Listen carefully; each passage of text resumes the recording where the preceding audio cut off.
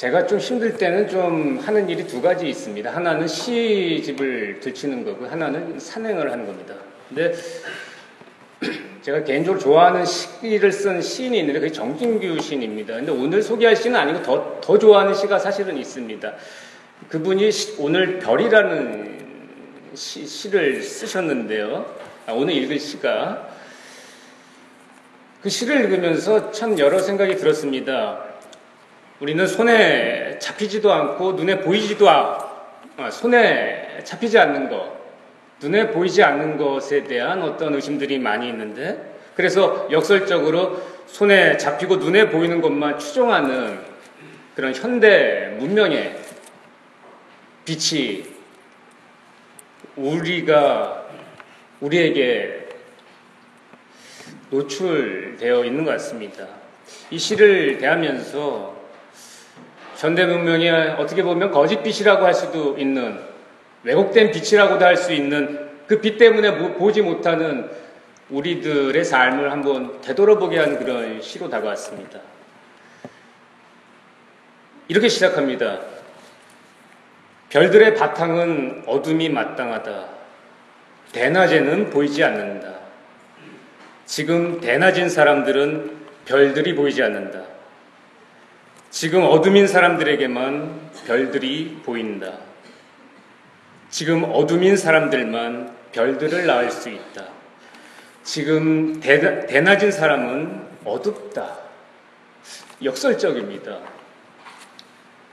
어떻게 보면 우리 삶에 태양처럼 밝게 빛나는 그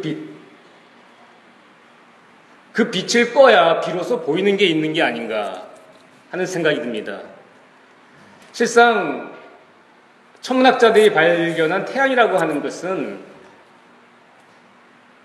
우주에 갖다 대면 보잘것없습니다. 끝없이 펼쳐진 광활한 우주의 어둠에 비하면 한낱 가로등불에 불과할 겁니다. 21세기를 과학의 시대라고 합니다. 과학자들, 이성적이 분석적이죠. 학자들 중에는 가로등불 아래서 자신들이 관찰하고 보고 발견한 것만 전부인 것 마냥 허영을 부리는 분도 좀 계신 것 같습니다. 근데 우리 한번 볼 필요가 있습니다. 서구인들처럼, 서구하면 이성이죠. 이성. 계몽주를 거치면서 이성의 빛 속에서 객관적 사실로 드러난, 그래서 우리가 손에 명확하게 잡히고 확인 가능한, 그래서 논리적으로 설명 가능한 것만 과연 전부인가? 물음을 던져볼 필요가 있습니다. 저는 그런 측면에서 우리만의 어떤 삶의 자리에서 하나님을 정말 만나는 게 필요하다는 생각을 했습니다. 한국인의 고유한 그 독보적인 사상을 펼치신 선생님이 계십니다. 여러분 아실 겁니다. 유용모 선생님입니다. 함석헌 선생님의 스승님이기도 하시죠. 그분의 호가 뭔지 아실 겁니다. 다석입니다. 다석. 여러 밤이라는 의미입니다. 왜 여러 밤이라고 그렇게 호를 지으셨을까요? 밤. 다석의 사상은 밤의 사상입니다. 태양을 완전히 끈 사상입니다. 컴컴한 데서 진리의 빛을 보는 것입니다. 유영모 선생님은 정말 그렇게 사시다 가셨습니다. 어둠 속에서 잡힐 수도 없고 볼 수도 없는 그분을, 없이 계신 하나님과 교통하는 것을 자신의 사명으로 알다가 그렇게 가셨습니다. 바로 그리스도인들에게 어둠이라고 하는 것은 개인적으로나 사회적으로나 대낮에 보지 못한 참빛을 보는 시간입니다. 분주하거든요. 너무 많은 것들이 켜져 있어서 은폐된 것들을 보지 못하는 겁니다. 오늘 창세기 32장에 있는 말씀을 읽었습니다. 오늘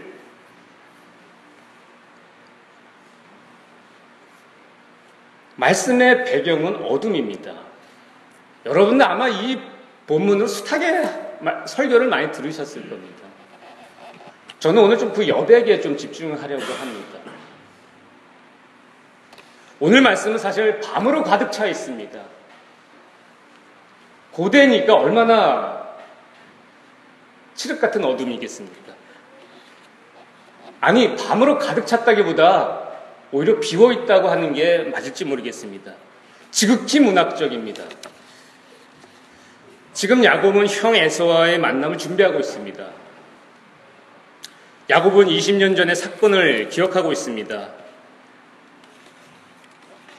형 에서의 장제의 명분을 가로챈 겁니다.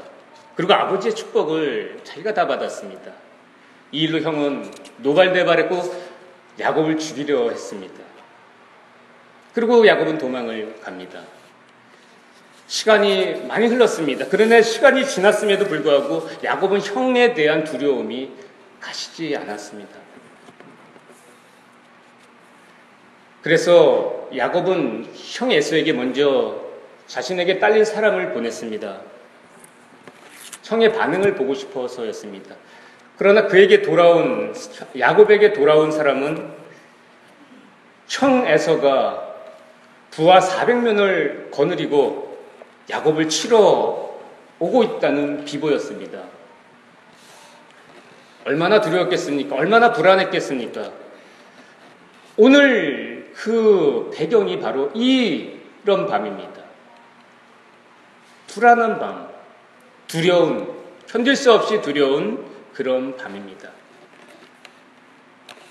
그 밤에 야곱은 두 아내, 두 여종, 11아들, 그리고 자신의 종들, 자신이 일구었던 모든 소유, 그거를 다 이끌고 야복 나루를 건넙니다.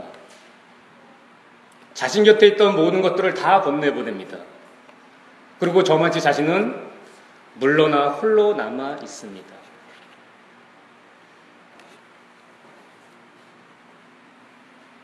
굉장히 문학적인 표현입니다. 사실 이 야곱의 모습이 저와 여러분이 처한 부인할 수 없는 우리의 실존입니다. 우리의 상황입니다. 우리는 근원적으로 세상에 홀로 던져진 존재들이기 때문입니다.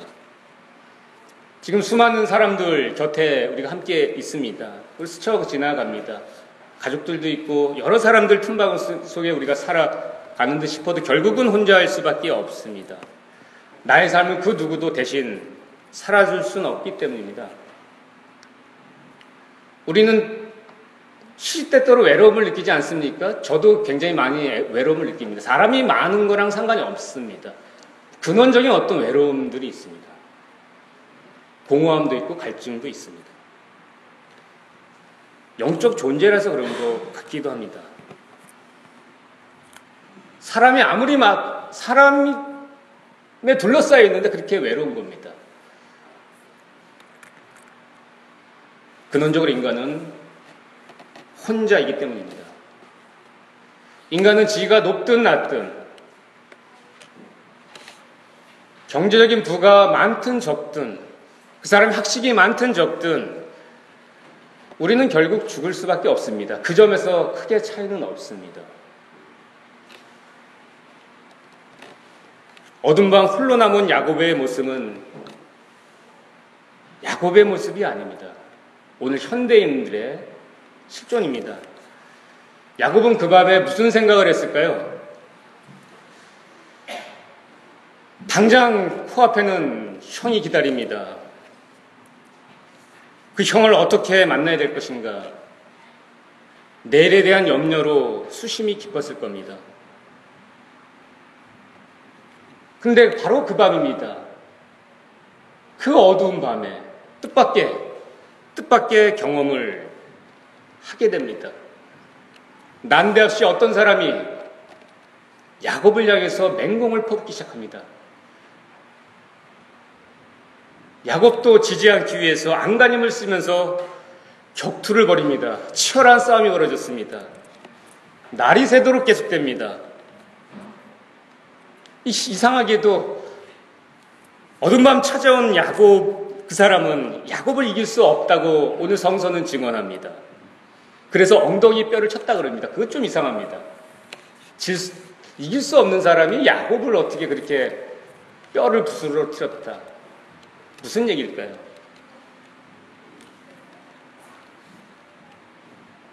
야곱의 뼈는 부서졌습니다. 그래도 야곱은 좀처럼 그 사람을 놓아주지 않습니다. 왜 그랬을까요? 아니, 성서 기자는 무엇을 얘기하고 싶은 걸까요? 야곱은 자신에게 온 그 사람이 특별한 존재임을 알았습니다. 어둠 속에 그 홀로 남겨진 어둠 밤에 자신에게 나타난 존재가 자신의 꽉 막힌 숨통을 숨지려는 것을 알았습니다. 그래서 붙잡았습니다. 대낮에 보이지 않았던 것이 보였던 것입니다.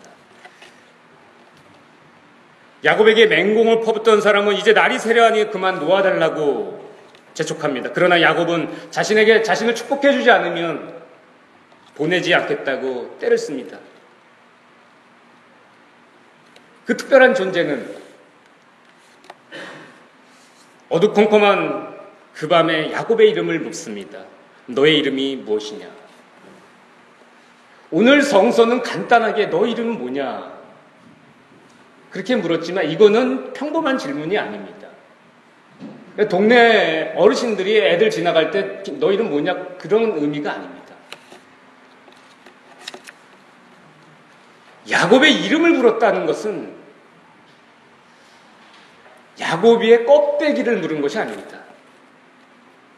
그 사람의 어떤 지위나 학식이나 재산이나 그 사람의 어떤 가족 이런 의미의 물음이 아닙니다. 그런 물음이 아닙니다. 야곱의 깊은 곳을 향한 물음이었습니다. 야곱의 속사람을 향한 물음이었습니다. 야곱의 저 밑절미 본질에 관한 물음이었습니다. 그 물음 앞에 야곱은 자신을 자신을 드러낼 수밖에 없었습니다. 어둠 밤 홀로 남겨져서 두려움과 불안과 걱정 속에 있던 자신의 속사람, 그것을 다 드러내야 됐습니다. 야곱입니다. 대답한 것이 바로 그것입니다. 야곱은 자신의 심층을 드러낼 때 그 존재로부터 새로운 이름을 부여받습니다. 28절을 보십시오. 이제 내 이름은 야곱이 아니라 이스라엘이다. 야곱의 이름을 바꿔줍니다. 이 어둠 밤 야곱에게 나타난 존재는 다름 아닌 절대자 하나님이셨습니다. 오늘 이야기는 사실 이스라엘 족장사에서 매우 중요한 위치를 차지하고 있습니다. 야곱의 이름이 이스라엘로 바뀐 사연이 오늘 32장에 담겨져 있기 때문입니다. 계명된 야곱의 이름이 이스라엘 민족의 이름이 되었습니다. 야곱과 하나님의 씨름, 그 어두운 밤의 씨름 과연 오늘 우리에게 무슨 의미가 있을까요? 이제 날이 밝아옵니다. 야곱은 밤을 지새우며 격투를 벌이다 엉덩이 뼈가 부서져서 절름발이가 되었습니다.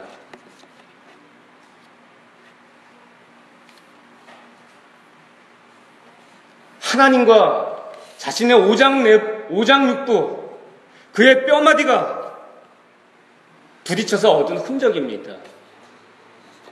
영적 충격을 받은 흔적입니다. 그의 야곱의 삶의 일부가 아니라 그의 삶의 전부가 부딪힌 흔적입니다. 야곱은 어둠 밤에 참 자신을, 참나를 깨달았습니다. 속사람이 변화된 밤이었습니다. 하나님 안에서 숨통이 트인 밤이었습니다. 야곱이 밤새도록 하나님과의 씨름을 통해서 자신의 삶과 운명을 새롭게 경험했습니다. 사실 오늘 우리에게도 그런 흔적이 있어야 되는 겁니다. 우리가 대낮에 있어서 이성의 빛과 현대 문명의 많은 이기들 때문에 그 빛을 무시하고 냉소를 보냅니다. 현대인들은 계몽주의라는 이성의 빛을 거쳐왔습니다. 상대적이지만 물질 문명의 풍요로운 빛 속에 살아갑니다. 그래서 어쩌면 영적 충격인 절름발이를 잘 이해하지 못합니다. 왜 그럴까요? 대낮만 생각하기 때문에 그렇습니다. 온통 대낮만 생각합니다. 온통 다 자신의 불을 밝히려고 하기 때문입니다.